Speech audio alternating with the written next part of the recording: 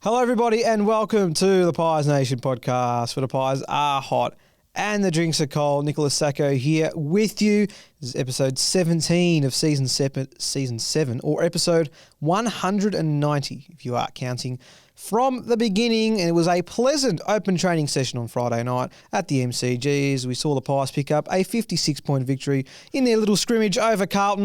And whilst we enjoyed putting the nail in the coffin of their 2025 season, we have bigger fish to fry, and it begins with a massive Friday night clash up north against the Suns. Today, we make the most of reflecting on that dominant triumph over the hapless Blues. We join our fans in celebration. Plenty of those fun ones around. Thanks to SpeakPie. We chat VFL, VFLW, and speak to our next guest, the crowd competition winner. And while it's only a two-man pod this week, don't worry, the vibes are still very much high after recording our 8th win on the trot. And it is a pleasure to have Marcus Callahan in the studio to run through this one. A pretty good session on Friday. Good news for me and you, Nico. We just get to talk more about... What do you want to talk more about? How good we were or how poor Carlton was? I reckon it's all about balance. If we can get a good little 50-50 going, I think that will appease everyone that's listening or watching. So without the other two boys here today, I think it's only fair that we highlight not only how well some of our Collingwood boys went, but how poorly some of that Carlton rabble were. And I'm looking forward to a big intro from you. Have you got anything... Well, look, I would love to really lay the boots in. The thing is, Marcus, it just gets a bit tiresome. Just watching the way that they play each and every week, it's just boring. I mean, you can't really use any more words to describe how hopeless that organisation is. And I think as much as our Collingwood fans that are listening or watching would love to be involved, I think if we sprinkle it a bit throughout the episode, it keeps them engaged and just reminds all of us about how big that gap truly is. Well, I know that when I drove to the podcast studio today, I was looking forward to a big opening from you. So I hope there's not too many disappointed Pies Nation just listeners little jabs, right now, but little just jabs. a few drive-bys throughout the next little hour. jabs. We'll make sure worry. they're there. Okay. Well, Very you know, good. when they're as irrelevant as they are, Yeah. it's hard to get up to give you something that's really going to inspire all of those that watch and listen. What's left to... Well, this is what I'm saying. You never feel sorry for Carlton supporters. That's first and foremost. But you just feel like it just can't get any worse for them. So I'm just happy to, just little bits and pieces throughout the episode just to let them know. Graham Wright actually turn this? I hope not. Around? I hope not. I hope it's Malthouse 2.0, really, and they come in and they think he's the saviour, and then it doesn't turn out to be that way, and we can just all move on pretty swimmingly in another 20 years of pain. So, yeah, look, ideally, he comes in. They might finish 10th under him. They might really improve there, but look, I don't see it. And I think it said it all when, I don't know if you saw, but our Collingwood cheer squad singing the St Kilda theme song when TDK made his way to full forward, just to remind him a little bit of what the grass is really green on the other side when you play for Carlton. So that's just something to look forward to. I don't know if you saw that, but that was pretty funny. I know the Collingwood chant got up in the Carlton cheer squad, which is something to say for itself. But TDK playing forward, maybe it was just so the Pies fans could get to his ears. He didn't get the ball anywhere else, did he? So. No, it was awful. So anyway, I digress. You're the host. Yes. Tell me where this podcast is going and let's unpack it all. Let's start with the Pies, and we'll start with the Pies that caught our eyes, because there's definitely a lot of praise to be shared amongst this Collingwood group, because they put together another scintillating performance, and we were crying out for another game where we really put the foot down. And I know there was some concerns with the Saints and Eagles games that we weren't quite able to do that for 4 quarters. And whilst this wasn't another 4-quarter performance, it was a strong second half that was able to get us over the line. And it was because of so many contributors. So I'd love to see who you picked out this week, mate. Yeah, Pie that caught my eye this week is Braden Maynard. Nice. I thought he brought that bit of mongrel back to this side that might have been lacking for a couple of weeks with the likes of Beau McCreary. Schultzy, with his forward pressure is very important. But the particular moment that really told me the Braz was back, and didn't look like he missed a beat, mind you, was that smother on Ashton Moyer, which leads to a turnover, a kick to Dan McStay, 1 out, and then I don't know if McStay actually meant to go for goal, Nico, but he did slot it from about 65 out, 2 bounces and through it went. So Bruzzy, to me, just gave me that little bit of extra confidence that without Billy Frampton in the side for the next 3 to 4 weeks, we do have a guy back in the side who probably can play a bit taller and just provide that extra bit of spirit, that bit of animal in defence. So I was really happy with his game. Missed the set shot, of course, which was unfortunate, but had the 7 score involvements, plenty of tackles, and just a lot of pressure acts as well. So huge from Bruz. So he said post-game that he was pretty spent, didn't have too much match fitness in him, but that's what open training sessions are all about. It just gets you warmed up and the energy's there, and it would be a good opportunity for him coming into Friday. But no, I was impressed as well, and yeah, he just makes you feel so much more confident about that defensive unit when he's around, and that smother that leads to the goal, it was just the icing on the cake, really. No doubt about it. And I feel like he's probably ready last week or the week before, but don't put a guy with that sort of injury who's just come off on Marvel, send him back to the MCG, because I feel like that deck seems to have a bit of trouble for some of our players. So I was happy to see him back and absolutely raring to go against the Blues. Pie that caught your eye. Yeah, quite a few to pick from again, and I'm sure we'll touch on a lot of them. But gee, I thought Dan McStay was brilliant on Friday night. I think that was one of his best games in black and white colours. Finished with 4 goals, 10 disposals, 4 marks, 2 of those contested. 5 score involvements, 3 inside 50s and 2 tackles. He was just constantly competing in every... And again, mind you, Carlton defence, not really much to deal with, but a great opportunity for him to come up and really stamp his authority in that forward half. And everyone got their lick of the ice cream in the front half, and we talk about Jamie Elliott and Brodie Mychek and Tim Embry, who were all brilliant in their own right. But I just felt that Dan McStay went to another level when he was the second highest rated pie on the ground by the full-time siren. And this is the Dan McStay that we've wanted to bring in since we recruited him, and I don't think anybody in that squad's more motivated to go and win a premiership than he is after missing out, of course, in 23. He still had a lot of injury battles that he's had to overcome over the last 12 to 24 months, but you can just see the motivation in his eyes and the leading patterns he has made throughout that 50 and the work he does up the ground to be that link between our defensive half and the attacking unit. I was just so impressed with Dan's game, and he is going to be an important cog for us come September, because we know what he's capable of. We know what he's done for us in the final series previously in 23, and I just really hope he gets a good run at it, because he definitely deserves his crack. No doubt about it. He's a confidence player like any good key forward in the competition, and I think that this is the type of game that we would love to see replicated against maybe Adelaide or the Hawks later in the season, Nico. Yes, he's had an interrupted season. Mind you, I think he's up to about 18 goals for the year now, so if he's another one that can get up to that sort of 25, 30 goals by the end of the season, I feel like this forward line goes a long way to clicking us very close to the last day of the year. And you're quite right about his ruck work as well, just providing a lot more competitiveness and allowing us to go through a full quarter. Even if we've lost the clearances, it still feels like we are, with our contest, getting a scrap here, a touch there, and Dan McStay is doing that really well at the moment. So he said at the start of the year he was keen to play more ruck time, and it's something that he focused on the off-season, and I just think we're starting to see him build a nice body of work now after that knee injury. Well, it makes DC better, first and foremost, by having him in that role, but it also means that our forward line doesn't miss a beat, and you see a Will Hoskin-Elliott probably drift up forward when Dan's up in the ruck, and everybody's still able to contribute, whether it's the talls or the smalls in recent weeks as well. So, yeah, just love the way that Dan's been playing his footy, and hopefully that can continue. You touched on the clearance stat. So we lost it again on Friday. Surprise. Went down by 9, but we still scored 6 goals to 4 from this source on Friday. And I think that says a lot about where Carlton are at and the fact that they can't get their hands on the footy, but just also the fact that I can't remember the stat off the top of my head, but I think we've only won the clearance count in 2 or 3 games so far in 2025. It hasn't seemed to have affected us too much, because we just love either winning it in our forward half and retaining the ball when it goes inside 50, or scoring from turnovers. We kicked 11 goals from turnovers on Friday night. The Blues made it so easy by jamming it down our throats, but the fact that we were able to actually convert and utilise and make the most of those opportunities, that's Collingwood DNA 101. And I think what we're now seeing, like we put this on the radar probably 5-6 weeks ago. It's like, what's going on here? We're losing clearance again, but it seems like we're more focused on winning it back rather than just whether or not we win it at the source. And that probably speaks to just how our system defence is starting to come together. Is that sustainable though, do you think? Well, again, I wouldn't want to be playing that way final after final, or even as we get deeper into the season.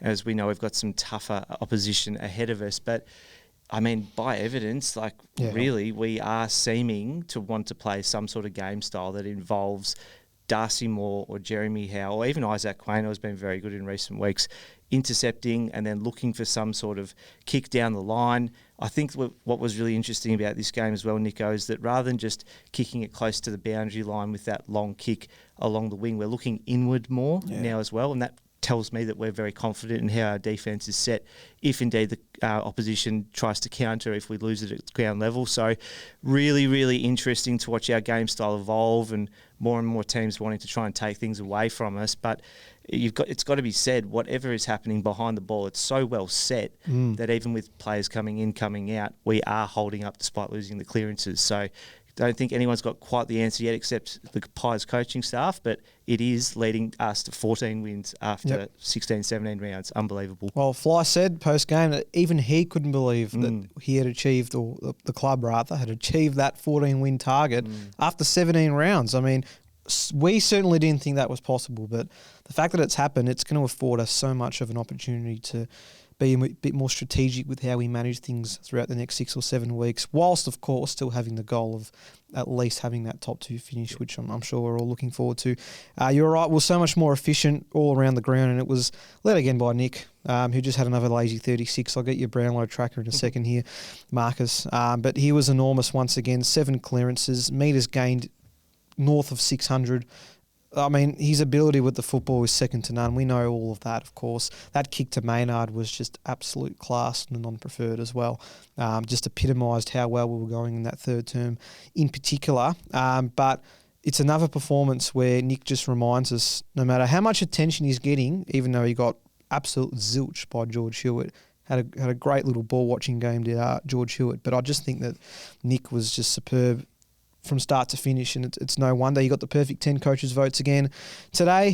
He's the equal leader in that competition, and there's not much more to say about the little champion. Yeah, look, again, I think Hewitt was trying to run with him, but then also wasn't. I don't know. I'm sure he got a lot of Ks, but seemed like a bit of a useless effort, to be honest with you. But 3 votes. I think Nick takes him up to 21 for this season, closing in on Dawson, who has also had another good match this round just gone. But yeah, look, Nick, I really feel like he G's himself up for any Carlton game, and after he sunk them, was it last year with that snap when Sam Walsh was caught ball watching?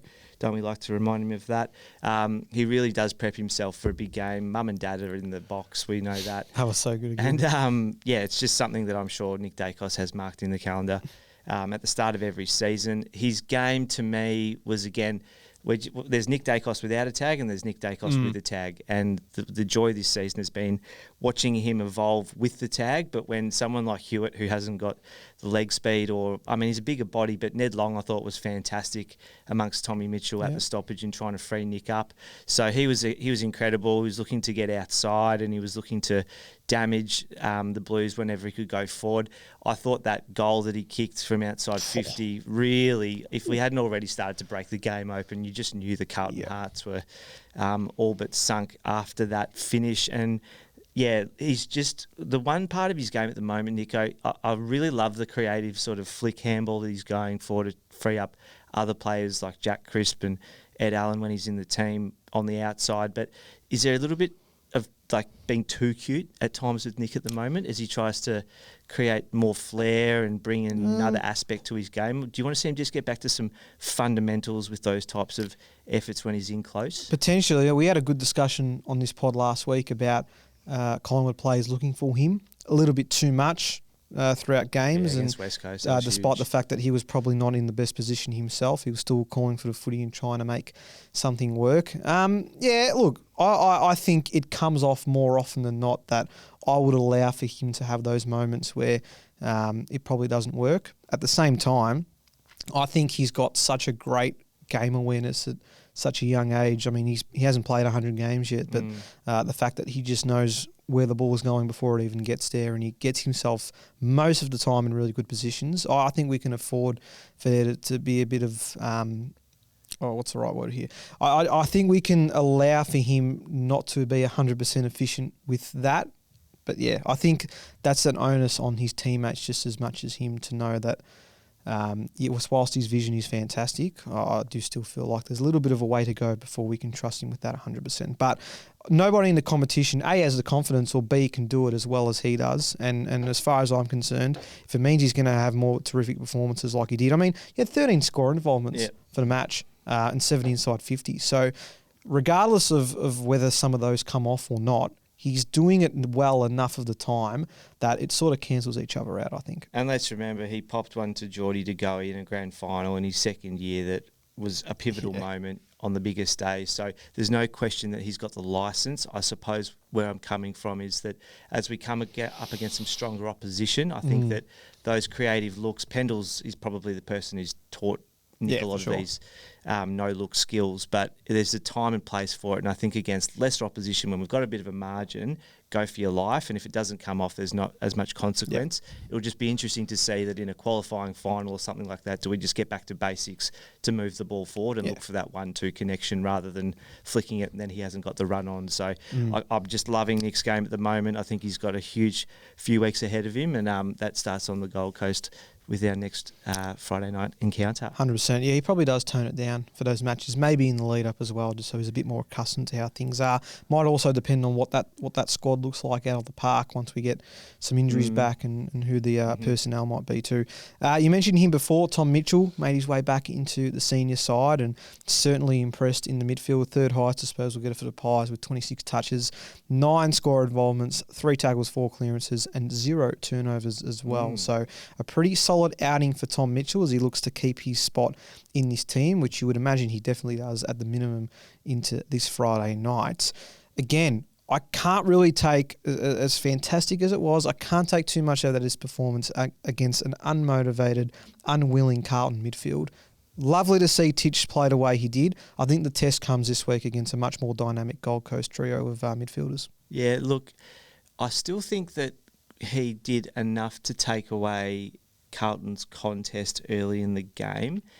You're right, they are a broken football club, and even their midfielders that are renowned for winning it at the source and that being their game style, which is literally so 5 years ago, and they are yet to progress into 2025, Nico. But with Titch, I think I said 5 or 6 weeks ago, his quick hands are excellent. And so those reflexes sometimes, I think when we get a clear run at a tap, Pendles and Nick are awesome out of going out of the stoppage. Bo McCreary's joined that brigade at times throughout this season. But Tommy Mitchell's that guy who gets on his hands and knees, and yes, that can be a consequence sometimes. But I really would like to see us pursue with him for at least a month. Oh, yeah, no. He has to stay at least a month of footy. And I think that where we had that debate about whether is it Tommy Mitchell or Ned Long, I think this game was probably a false read on whether there's room for both of them, given of the quality of the opposition. But I think it could become a conversation. Of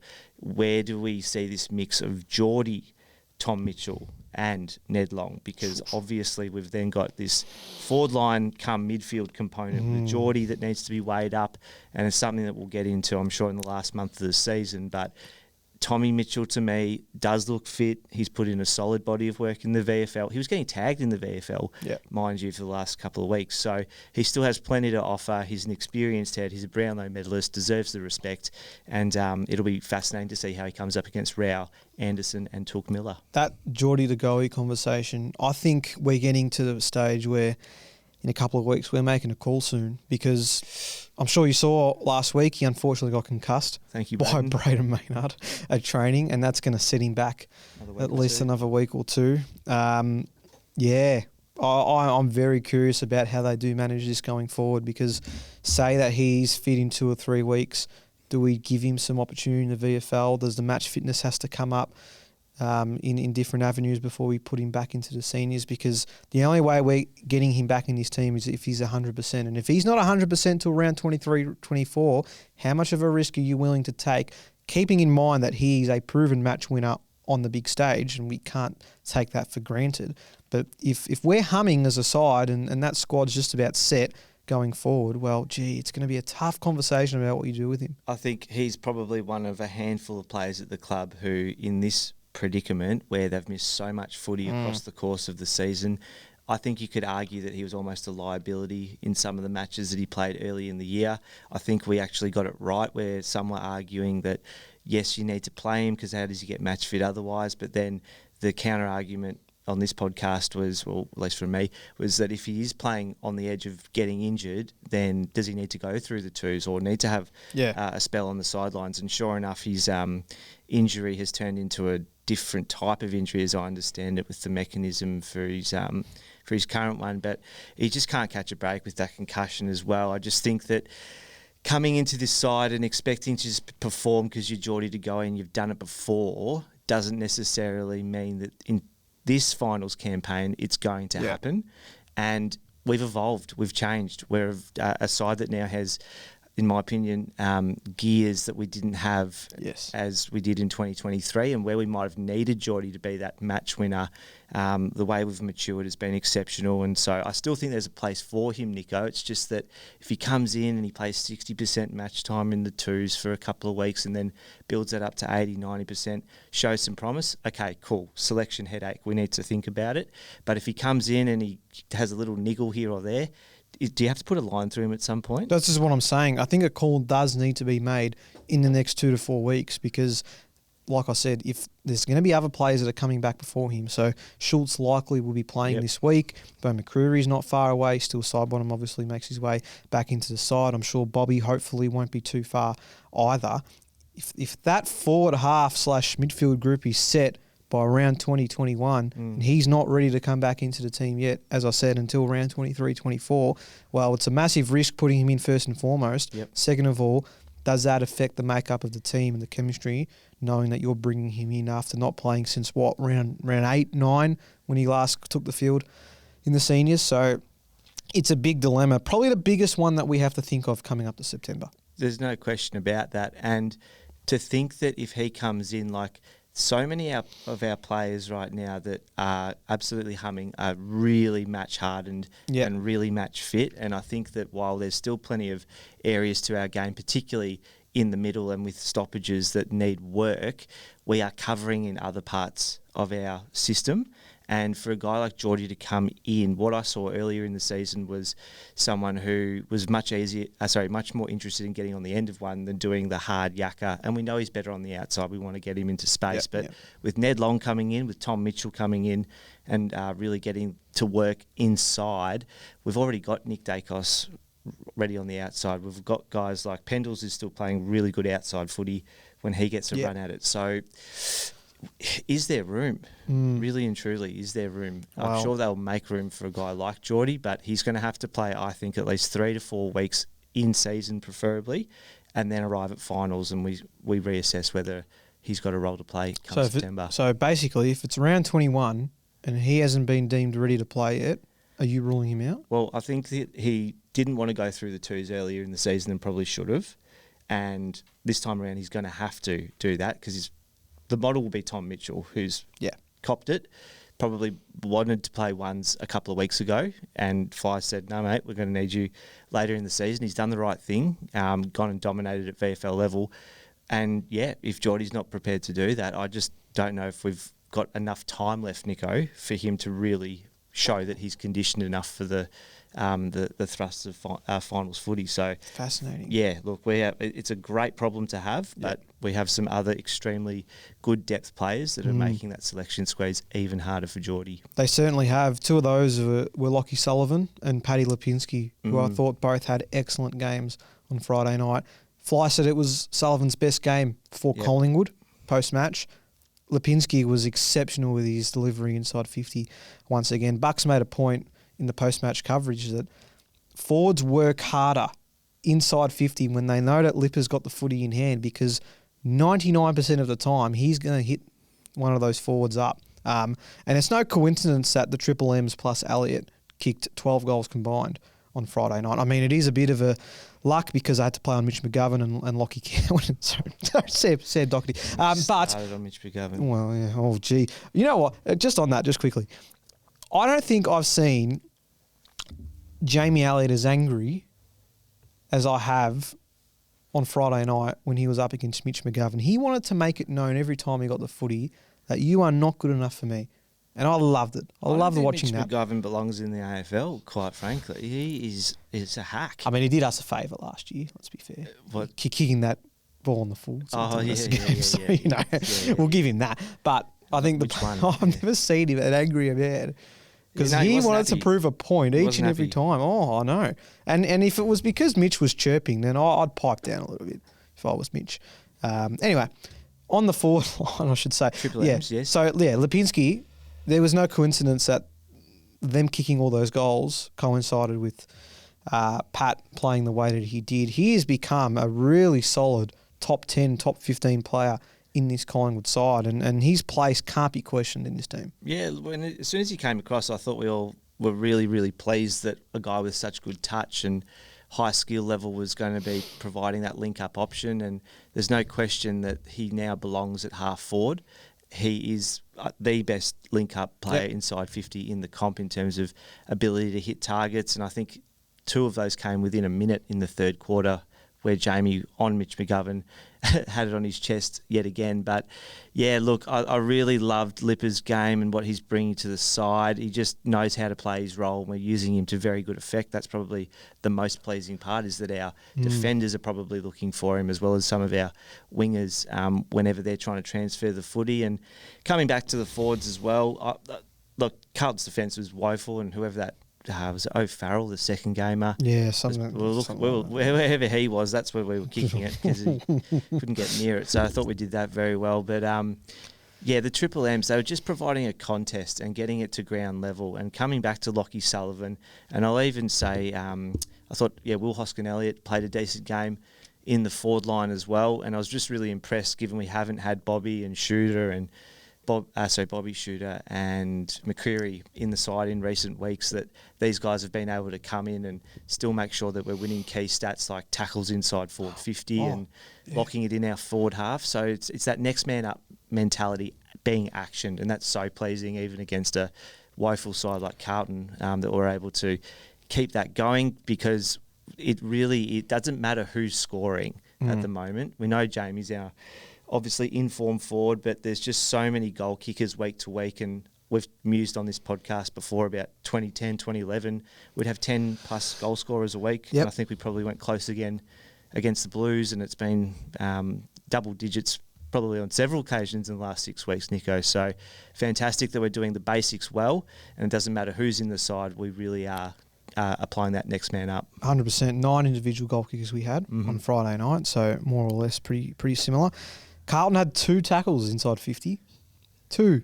For the game or for the game? For the whole game. We had 13. They had a full contingent of small forwards to pick from, and they finished with 2. And one of them came from Mark Petnay. Oh, it's funny. We also had 14 more tackles overall. Mind you, Carlton's pressure was good for about 20 minutes, and then that's it. They thought, that'll be enough. That's all we've got. And then they just sort of fell away. Speaking of them also handing us a victory, I said on the siren reaction post game that Darcy Moore, he must have thought it was his birthday on Friday, or that he had done something in Carlton's eyes that allowed him to pretty much intercept, spoil, or take a contested mark for every Carlton kick that went inside forward 50. So he had the most intercept possessions on the ground. He had 3 contested marks from his 4 marks in total. I mean, he was just a machine. Now, what they looked like, they purposely were looking for him every time they went inside forward 50, Carlton. It was amazing. I was just chuckling because I couldn't believe how easy they were making it for us. Yeah, the Lygon Street Butchers, I'm not sure if they realised that the guy with blonde hair playing on TDK was not indeed TDK. But even on Curnow, I think it was one of Darcy Moore's best games, playing in that one-on-one capacity rather than trying to come across an intercept.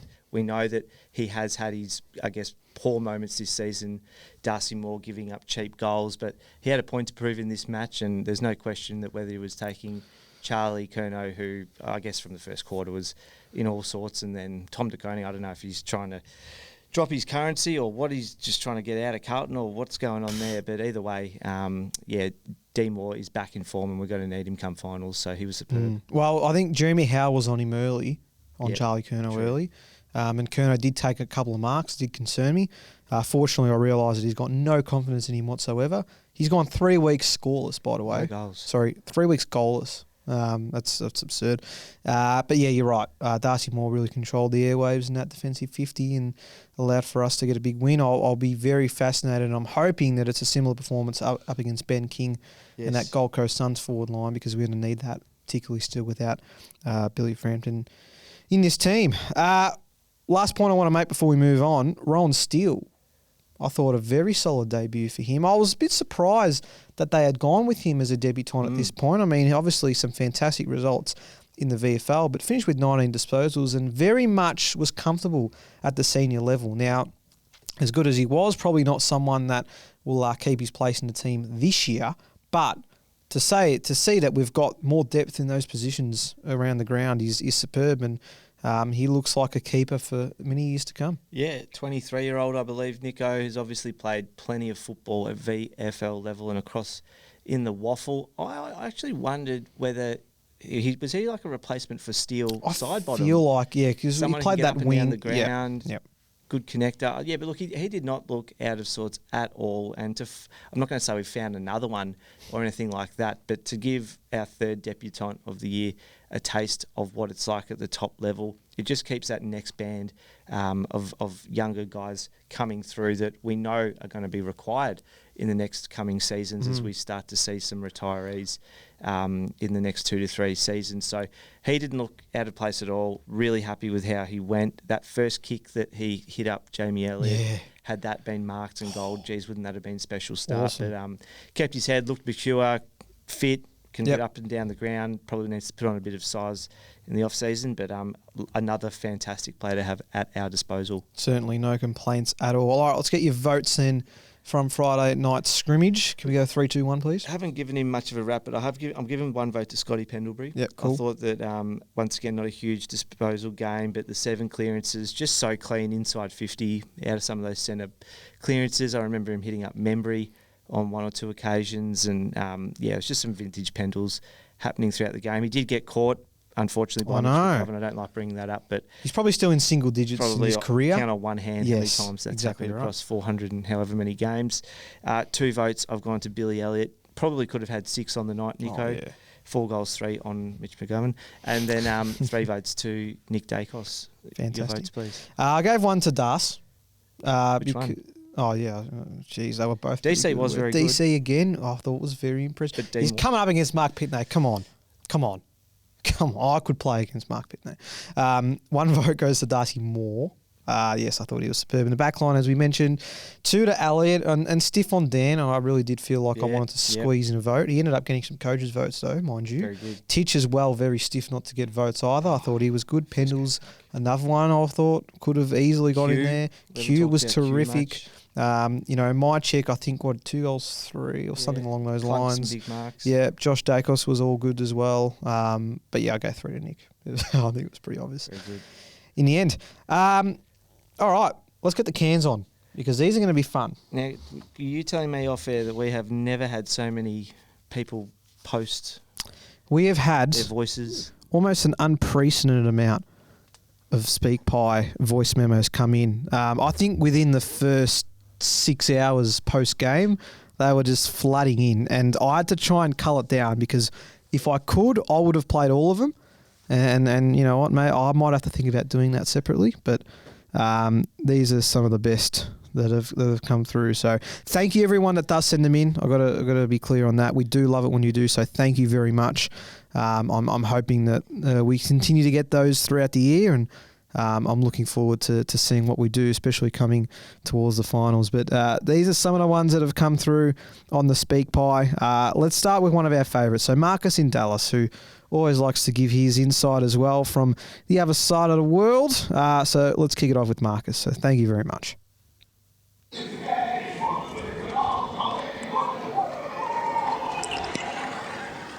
Well, there you go, fellas. That's another rivalry game done. Honestly, they're just getting boring at this point. Calling it a rivalry is like calling a nail in a hammer a fair fight. This has not been a rivalry since I've been born. It's just a narrative made up by Carlton fans to help them cope with the fact that their team hasn't been relevant for this millennium. Seems a bit of an insult. This team has not ever hurt me, to be honest. The fucking Cats, on the other hand, but we won't get to them. way that I look at it is navy blue is just a shit colour, no matter how you wear it. But anyway, look, should be happy rant, but I'm almost just a bit pissed off that I got up at 4 a.m. to watch this putrid Carlton outfit. The 45 vote man resorting to being a tagger is just embarrassing. He should have given his medal to Nick out there, who was sensational yet again. Look, we punched him in the mouth, boys. Lipper was electric by foot. Dan G'day was too strong in the air. Crispy from the boundary, if you don't mind. Always forgiven young man for missing that goal. We'll thank the Blues. We'll take the 4 points. But honestly, I'm ready for September. I want to watch some big boy footy. This just ain't cutting it for me anymore. Anyway, fellas, I'm off to bed. Thanks, Marcus. We always... Commitment. Yeah, I love that. We always pump up the rivalry. Carlton don't really do that because they've realised now that it's not really beneficial for them to pump it up because they just keep losing all the time. Let's go to Lockie. Thanks, Lockie. Second team on the ladder. Mate, give the whole team 3 votes. How good was that? Some of the best hands, particularly those pickups, our ability to keep our feet in tackles, keep our feet in the contest. Everybody had their eyes up. I am in awe of this squad. All right, flag pies 25. Up the pies. Yep, well said, I think, from Lockie. Let's move on to John from Druin. Good evening, it's John from Druin. What a masterclass by our boys tonight. Sensational win. 3 votes for Nick Daicos after that sensational second contested mark of his career. Nothing better than seeing that. The Carlton faithful leaving in droves before 3/4 time. Laughed my ass off. And just to see the cheer squad were leaving as well. If I was a Carlton supporter now born in 1996, what a life you've had. A Wizard Cup and 5 wooden spoons is the only thing you've had to celebrate in your miserable lives. If I was a Carlton supporter, I'd be asking for a transfer to the Northern Division 3 so I can see my team win some games. I reckon they'd probably struggle against Thomastown, probably. Anyway, guys, hope you've had a wonderful night. I know I have. Go Pies! The Wizard Cup. That's brilliant. That's gold. We love Thank you, John. Yeah, let's smash through these. David Broadbent, thank you. Well, Pies Nation, what an awesome display of contested marking and pressure football. It was great to see Billy hit the 40 mark for the first time, and Lipper's kicking inside 50 was just as pretty as his Hollywood looks. That third quarter 8 goals was absolute party pies territory, and I think we have a new recruiting strategy. Just draft anyone with steel as part of their name. Interesting to see that same risky kick the ball through the centre play again, but it certainly came across against the woeful Blues. In summary, Collingwood and Daicos, 3 votes. Lovely. All over it, David. The whole team got 3 votes, and now Nick's getting 3 votes. So this is it is party pies terrain. Yeah. We're having these sort of chats. We can aren't enjoy this. Yeah. Absolutely. Wilbur, next up. Well, boys, I had to listen to it on the radio. I'm on call, currently dealing with a burst water main. But apart from BT's commentary, the game was a complete success against the arch enemy. Just doing a Pies thing on our way to another finals campaign. Looking forward to it, lads. Go Pies. Jeez, burst water, man. That's stiff. And BT, even more stiff. God, that's a rough one. Well, that would have been on Triple M or something. Yeah, it had to be, yeah, because it was... Triple M BT's way better than Channel 7 BT. They are. But for him to say that says a lot. Because it was Hamish and Alistair Nicholson? Oh, man, I haven't watched Channel 7 all year. I just won't. Not Jared. When you got Jared and Hutto. Oh, my God. On Fox. It's transformed. Anyway, champagne. Get to that at another time. Absolutely. He's Brits. Thank you very much. Absolutely fabulous. Go Pies! 2025. Here we come. Premiers. Pretty simple. Just a simple one to include. Cheering loudly, Brit. Well done. Lovely. Jakey, our favourite Jake, he sent one in as well, so thank you. Pies Nation, hopefully the audio is not too bad. I'm just leaving the ground. Carlton played absolutely shit. I've heard rumours that Voss got sacked at half time. And honestly, 2 Pies at Kalamaya with Will Parker and Will Hoskin Elliott. And honestly, just a team effort. All done, boys. Got the Carlton scum again. Fuck Carlton. Go Pies. We're winning this fucking thing, boys. Will Parker sub? Happy with that? Look, I thought his disposal was ordinary. I thought he probably doesn't get another game if we have any sort of... He's first to come out, Yeah, quite frankly. I would say so. Julia, thank you very much. Is there anything better than beating Carlton by 10 goals on a Friday night? No. I think not. No. Elliott, Membry, McStay, so solid in front of goals. Nick Daicos through the middle. I'd list every player if I could. Very good time to be a Collingwood supporter. And I tell you what, there is not a number that you could pay me to support, work for, or go anywhere near the Carlton Football Club right now. Something is clearly not right in the water over there, and really highlights what a great atmosphere and culture on the field and off Fly has built for us.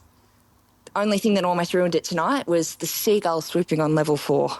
MCG's got to come up with a bit better strategy there, but even that was not enough to taint a just about perfect evening. Up the Maggies. Seagull Oh, there were Tarrant. plenty of them. Seagull Tarrant there. Well, there were more Seagulls than Carlton fans by three-quarter time, so they just swarmed the MCG heading into that last quarter. Do you reckon a Seagull could do a better job of crumbing a footy than Jesse Motlop and Frankie Evans? I reckon if they got in the way of the Lockie footy, they would Fogarty? intercept any balls inside 50 better than those. Yeah, I Carlton reckon players. they would 100%. Maybe they should look at recruiting them. Few more to smash through here. Thank you, Matt, for this one. End of the podcast. Just want to say, Pies shitted in. Blues lost. Blues are shit. Blues suck. Blues failed. Blues got blue balls. And just in case you forgot, Blues lost. Cheers, fellas. Thanks. Okay. Yep. Irvin, you sent one in. Well, you know, it's an absolutely fantastic year when beating Carlton by 9 goals on a Friday night probably doesn't even crack your top 3 in terms of best performances. Not saying we were bad on Friday night, but just really more of an indication of how fantastic we've been all year. With that being said, that game was immensely satisfying. Like, what we did to them in the third quarter was so brutal. I'm pretty sure it's outlawed in certain parts of the world. Like, yeah, probably wanted a mercy rule at some point. Pat Lipinski, absolute star. Still underrated as hell, but slowly starting to gain some appreciation from the fan base, because if I had to bet my life on someone hitting a target inside 50, I'd happily let Pat Lipinski be that guy. And if I also had to bet my life on someone completely owning the crap out of this fraud football club, it'd be Billy Elliott. Because every time he gets a ball, Carlton fans get collective PTSD, and I'm all here for it. I love your work, boys. It's a fantastic pod. Love listening to it every Tuesday morning on the way to work. It's part of my routine now. And you guys do fantastic work. And hopefully, well, not hopefully, you know what's going to happen. We're going to be celebrating number 17 at the end of September this year. Go the Pies. Lovely. Thank you, Irvin. That was beautiful. Well done. This is from a Luke Humphreys. I don't know if you heard of him. But Luke Humphreys? Yeah. I think he's a new fan of the pod. So. Okay. New listener.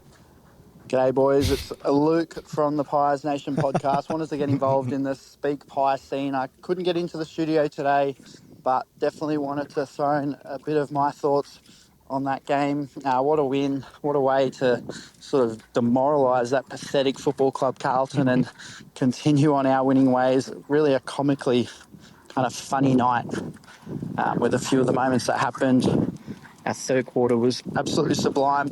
Want to give a couple of quick shout-outs. Tommy Mitchell, I thought, showed how important he is to this team. Going to be very serviceable in the back end of the year with his experience, but also just those quick little handballs in and under in the contest. I think it helps get Nick Daicos a bit more on the outside, not having to worry about doing too much inside the contest, and probably gives Ned Long a bit of a breather as well. Lockie Sullivan too. Thought it was his best game of his career. I think his confidence is at an all-time high at the moment, and I'm starting to feel really at place at AFL level. So, sorry, I'm just walking pendles at the moment, so my breathing might be a little bit heavy. But another man who just continues to go is Scotty Pendlebury. Just incredible again. So we're flying. We don't want to take the lid off just yet, but Blues are done and the Pies are hot and the drinks are cold. Go Pies! Thanks. Love that. That was very good. I'm glad. On your Luke. Maybe you have to do that when you're not in the studio. You can just... I have thought about it, but there's just so many to pick from. There is, I know. So I wouldn't want to hop I'm going to finish with Colin, who's always one of our favourites. Yeah. Did you hear him last week talking about Rogering? No. I'm not going to get into it now, but just listen back to when he... Okay, on the to-do list. Interesting. But here's what Colin had to say after the Blues. Thanks. Da da da da da da da da. G'day, Pies Nations boys. It's Colin here. Well, we're getting back to our best footy, breaking the lines with great handball and pinpoint foot passing. I think the Carlton players should have had pen and paper with them out on the ground so they can take some notes to see how it's done. The Triple M's, they were great contributors. And what about Jamie Elliott? Poor old Mitch McGovern, he couldn't find a hole big enough to jump into. Every time the ball went into our forward line, it was like a recurring nightmare for him. Darcy Moore, he was a general down the back, and DC was a rock of Gibraltar all around the ground. I think young Rowan Steele, I reckon he's got a good future with us. He looks like he could be a great player in the future. Well, that's about it for the moment, boys. So let's go those Maggies. Colin Wood. Colin, very, very impressed. Always a fan favourite. Thanks to everybody that sent through a voice memo. There's easily another 10 or 15 I could have played, but we would be here forever. So thank you for everyone that does send it in. I think that's the biggest reception we'll get, at least until finals, after we get a big win against the Blues like that. So I was pretty impressed with some of those. Yeah. Any ones that stood out there? I don't know, just the general vibe, just the arrogance that we're bringing at the moment, Nico. We don't shy away from really rubbing it in as deeply as possible when we get these Ws, because we would be copying it exactly the same if it was the other way around. So absolutely, I agree. I think we're 5 clear now on the overall head-to-head. Yes, it's 5. So just separating further and further from that absolute rabble. Oh, it's fantastic. No one got the margin right for the guess the margin. 56 points it was in the end. So we all must have thought it was going to be at least a little bit closer, or we thought we were going to win by so much that the 50s sort of didn't really enter our mind. But nonetheless, shout out to everyone that still got us a win, because that's what it's all about. But 56 points the margin, no one got that.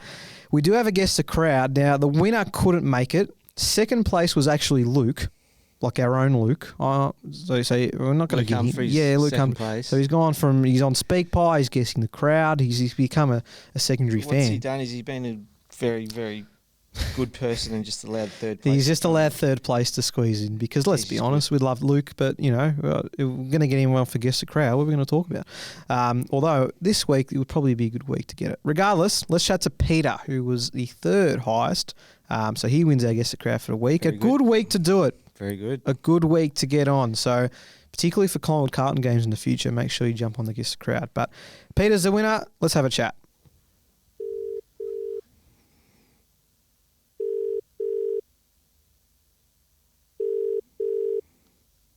Hello? Is this Peter?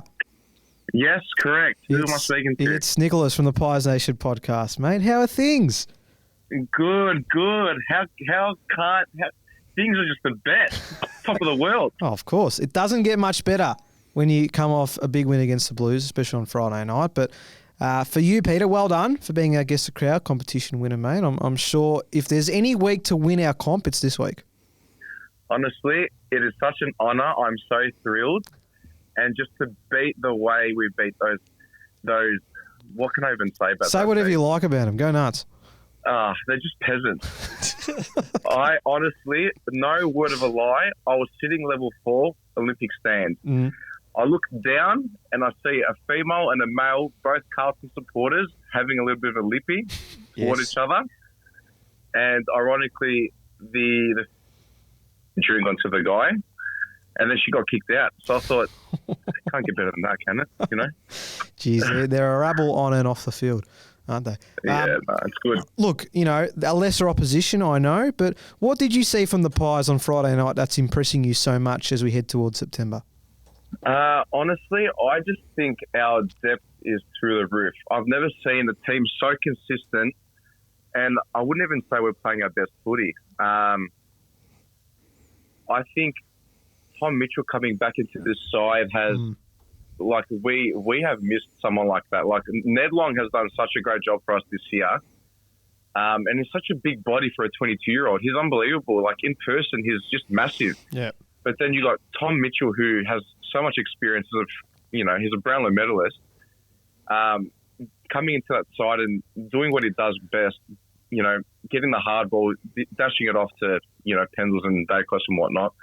It's great to see. And the fact that we're resting Howe after half-time, whatever it was, like, we're just resting our veterans, and it's exciting to watch, but I will be intrigued to see what happens this Friday night. G'day, Peter. Marcus here. Great summary there. Let's just stay on how woeful Carlton is for a moment, if we may. What would you guess the crowd to be by the final siren? What was that question? Sorry, Mark. Could you repeat that, please? Like, how many Carlton supporters do you think were left by three-quarter time and then again at the end of the game? Because I was watching from home and I dead set could see that many spare seats by three-quarter time. It wasn't funny. So I'm just curious to know how many you reckon left. Mark, honestly, I reckon more than half of the crowd was definitely Collingwood, hands down. I sort of expected for it to be under 80 because I just thought it's a Carlton home game. Yes, Carlton do come. They do turn up. They do.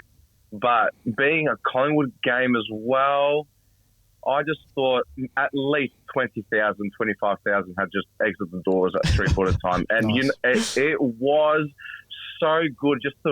It honestly didn't feel like a Carlton Collingwood game at the end of it. It just felt like just an ordinary, Carlton. Yeah, they were just very, very, very average. So, yeah, very happy. Yeah, I was always happy to see. And like we were just saying before we spoke to you, Peter, there were more Seagulls than Carlton supporters by the end of the night. So that's always what we like to see. Oh, we almost got, there was quite a few around us. I was like, what's going on here? They were everywhere. Absolutely. What we had spoken about on this podcast episode as well is as much as we're enjoying the depth of the team and there's been so many players that are performing, but we do have some players expected to come back over the next few weeks. And one of those we think will be Jordan De Goey. But I want to get your insight into what you think we do with him. Now, unfortunately, he got concussed last week, and that's going to set him back a little bit. But should he be fit in the real latter stages of the home and away season, Peter? Would you like to see him back into the side immediately once deemed fit? Do you think he needs some time in the VFL beforehand? Because we know he's a proven performer in September, but it's going to be a struggle to fit him in when we've got all these players flying like we are now. That's a great question. Can I just please say that, Maynard, you're best mates with Jordan. What makes you think going 200 miles per hour just to get a ball at training is going to do any good to Jordan? Like, we already know Jordan hasn't been on the park much this year. But I personally think once Jordan gets his training load, I'm pretty sure he's doing lots of training loads and running and all that.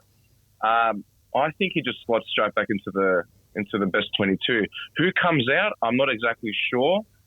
But I think he is definitely our X factor alongside Elliott and Bobby Hill in that forward line, because seeing De Goey in 2023, that final series, he honestly beat the Giants for us. Like that, if it wasn't for him, we would have lost. Yep. But yeah, Jordan, De Goey he's just dynamite. You hear De Goey, I get scared. Like he's lethal with the footy. But it's just a shame he hasn't gotten enough, games in the park this year. Very, very interesting insight there, Peter. We're all really looking forward to seeing him get back on the park, but it'll be fascinating to see how Geordie goes off the back of another injury. Just last question, in terms of Jamie Elliott's season, has he done enough to earn an All-Australian blazer from what you've seen so far this year? Honestly, Billy has been exceptional. Like, he can play tall, he can play small, he can play mid, he can play whatever you want, and definitely he deserves an All-Australian because what the guy has gone through his whole career, and just to back it up every single year, he comes back, he looks fit. He's always like, you don't know what to expect. Like, he might kick you 3 or 4, but then it turns out he comes around and kicks 6. But the best part of it all, he just breaks Carlton's heart every single match he plays. Yes. From the round 23 in 2020, that game, being there live, seeing Carlton cry, I cried grand final day, but that pure joy of seeing Carlton fans cry and not making that final series that year was the best thing. Yes, I do think he deserves an Australian Blazer. Who's better than him as a small forward? That's right. I couldn't really tell you. So, yeah, he's being very consistent, you know. He has been fantastic, and that All-Australian Blazer will be his for sure come season's end. Peter, been wonderful to chat to you, mate. Thanks for all your great insight and for your support, and hopefully we are celebrating many more great wins with you this year. Thank you, Pies Nation. I just want to have a quick shout-out to my boys, Nick the Plug. Thank you for everything you do. And, go Pies. All the best. See you guys. Thanks, Peter. Bye-bye.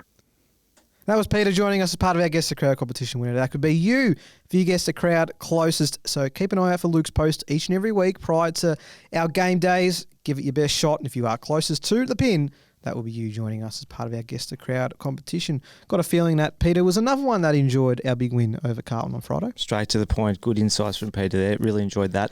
Absolutely. Now, we're going to spend a very quick amount of time on these next little bits because, unfortunately, the VFL side were unable to get the win over the Blues on Saturday night at Icon Park. Serge has been able to give us a nice in-depth review, but a very quick summary from yourself, Marcus. Yeah, look, I had a look at the highlights, and it is an unfortunate one to go down at any time to Carlton across any form of the competition, Nico. But, geez, Harry Di Mattia must be close. I tell you what, he's continuing to shine in the midfield. And one of the Marnie brothers, I think it might have been Max, snapped one of the goals of the year. So if you get a chance to check that out online, please do have a look. But for the full lowdown, take it away for the Surge. Pies took on our traditional rival for our second night game, this time at Icon Park. Collingwood went into this game slightly undermanned despite the late inclusion of Will Parker. Two contrasting styles played by each team. The Blues, the uncontested possession game, relying on short kicks to move the ball quickly. Collingwood creating opportunities through quick movement via handball chains. And despite a slow start, Collingwood rallied to tighter scores at the end of the first term. Better pressure from the Pies to start the second quarter. We ripped the Blues apart with our fast handball chains, whilst in defence, Glover, Dean and Parker were brilliant in their intercept marking. All of Collingwood's goals in the quarter came from turnovers. Despite having the better quarter, the lead was only 8 points at the main break. After half-time, we established a 14-point lead due to some excellent play from Hayes and Howes before the Blues started to dominate centre clearances. The contest tightened up and the Blues had kicked 4 of the last 5 goals to hit the front. However, Collingwood won the next centre clearance through Harry Di Mattia out of the centre and ran and kicked a terrific goal to restore the Pies' lead to 7 points. Did you see that goal, by the way? He went as far as he could without a bounce. Yeah, I don't know, but we'll take it. So Collingwood led by 7 points. In the thrilling last quarter, the game developed into a stalemate with both defences on top, but Collingwood's inexperience showed late in the term, turning the ball over to give the Blues back the lead. Despite dominating the hit-outs, Carlton continued to be cleaner and win the centre clearances and stoppages. Our forwards lost their shape as the Blues denied the Pies the corridor. Despite the turnover and skill errors, Collingwood had many opportunities to score but could only manage 4 points, whilst the Blues scored 2 goals, 3. Standouts for Collingwood included Di Mattia, Parker, Glover, Dean and Ayres. Josh Eyre. Our inexperience showed late in the quarter. The Pies panicked, kicked along without lowering their eyes, and were held goalless to go down by just 4 points. So unfortunate for the Pies there that they weren't able to get the job done in the VFL. It's still been a really good season, but by the looks of it, Marcus, it just seems like we just had too many players out in terms of us having a bit more experience. Well, it is that time of year where we do have a lot of second stringers coming into the ones, and Will Parker playing 2 games is to be applauded. So, look, Charlie West, clearly the difference in this game, Nico, unfortunately with the calf off the back of the West Coast win. So I think with him playing, we would have absolutely smashed the Blues, but unfortunately we didn't. Illaru Smith, I think he could have been the only... the 2 disposals suggest to me that he might have been a casualty out of this game. So not sure if that came up in the report from the Surge, but he'll be a watch because he has had some pretty good form in recent times. But yes, sitting inside the top 10 in 8th, and we'll play a curtain raiser, a true curtain raiser, Nico, against the Suns this Friday at 3:35. Very nice. I've just looked for Smith in his report, and all he's got for him is poor game. Okay, so he's just I don't think he was two injured. disposals and no hit-outs, and he's actually been playing in defence, interestingly. Yes. So talk about playing out of position. That's one to consider. And I think we're going to re-sign him as well for at least Really? another year or two. So that's been on the cards as well. So Oscar Steen, Illaru Oscar Smith. Steen and Illaru Smith both getting a look in, which is very good. The Pies girls also went down in the VFLW by 4 points to Carlton as well. So a bit of a tough break for both the VFL and VFLW teams. 5-7 to 6-5 in the end was the final result. We led by 3 points at three-quarter time, but we're unable to hold on, and we went down to the Blues, unfortunately. The good news is we're still in the top 4, so that's been very good. We're still 7-4, so the girls are still going really well. And we up against Casey at Victoria Park this Saturday, 10:05 a.m. So another opportunity to see the Pies go down in the VFLW competition, which is great. You enjoy that one, Dan. I can hear you snickering there in the background. You like the Big little comment from Serge. He was all over it. I mean, poor game. She's used to that with Essendon. But anyway, that's okay. So we're going to... You like that. I'm going to finish with the game here. I thought it'd be nice of us to finish with the game. And I'm going to go back to an old reliable. I want some blind rankings from you this time here, Marcus. So I'm going to name you some Collingwood. These ones. Sorry. No, hold on. I'll start again. I'm going to give you 5 players that represented both Collingwood and Gold Coast, and I want you to blindly rank them. Oh, God. So not as big of a talent pool as we did with the Giants Pies, one that we did at the start of the year, but nonetheless, I want to see how you go with these.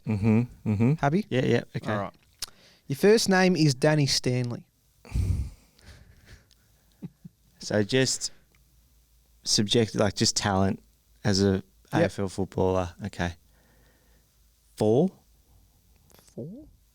There's 5, right? Yep. Okay, happy with that? Who've played for both Gold Coast, Collingwood. Yep. Any reasoning behind that? Or I just didn't really recall him doing much at the Pies and not a great deal at the Suns. Okay. Josh Fraser.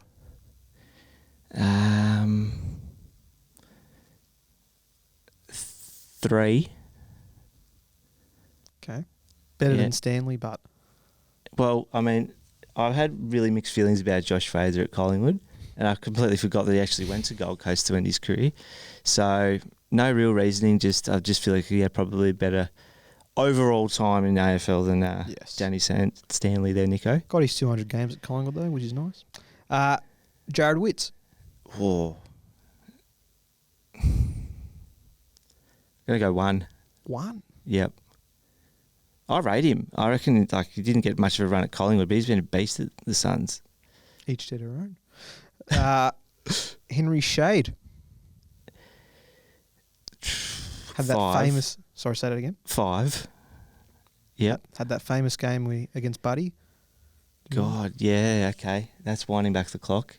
He mustn't have played more than 2 years at the Pies. I think just the one. Or just the one, yeah. And then, did he play Suns prior to, or? Yep. And then he came across, okay. Yep. Yeah, completely forgot about him. So your number 2 spot you given to John Noble. I'm pretty happy with that. I reckon Nobes has probably not played as much footy as Josh Fraser at this point in time where we stand today. But Nobes is having the best season of his career. He's been unreal. Up there with Dan Rioli off the half-back line. Keen to see how he plays. Yeah, he'll be a huge watch. So you reckon Jared Witts is better than John Noble? I reckon he's the captain. Okay, yeah. And has been for some years. And I reckon he's by far the best tall man they've had at this Gold Coast Suns. So he's the best Sun/Pie in history. Because the only other player that I could think of for this game was Sam Miles. Oleg? Yeah, but... Not enough. Oh. I mean, to be fair, there's some real... Oleg I could have squeezed in for sure, but... Yeah. I reckon Witts has been in the All-Australian conversation at some points in his career at the Suns. Yep. And Johnny Noble's probably never been in All-Australian contention at either side. Fair. But is that just by position? Well, One's a ruck, one's a half That's back. what I'm so saying. It's probably easy to be apples and oranges. Yeah, fair enough. Yeah. Yeah. I hated Wits at Collingwood. No, he was shit out. He was shit out. He was a big whipping boy of mine. But as soon as he left, he became good. Yeah, I know. And I reckon the Suns will be a very different outfit without him. Is what I'm trying to say. True. Watch him dominate against us this week. All right, well, that's going to do for this week's episode. It's been fun.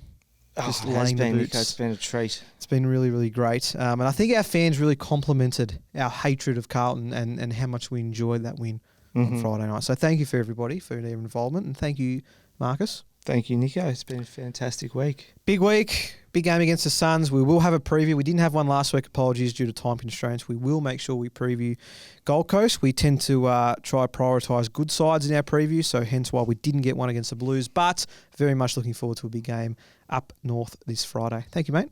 All the best. Until next week, I've been Nicholas Sacco. You've been listening to or watching the Pies Nation podcast, where the pies are hot and the drinks are cold. Our show wouldn't be possible in 2025 without the ongoing support of the North Texas Devils. They're led by a great Collingwood man in Peter Wood. And just like the Pies have been here, the North Texas Devils have been thriving over in the US, just coming off a Central Regional Championship. And now they're looking to go all the way in the Nationals in Arizona later this year. The Devils are still looking to recruit new and established players for the season, so if any of our listeners or viewers are heading to the States over the next couple of months, are keen to get their Aussie rules fixed, the North Texas Devils are the team for you.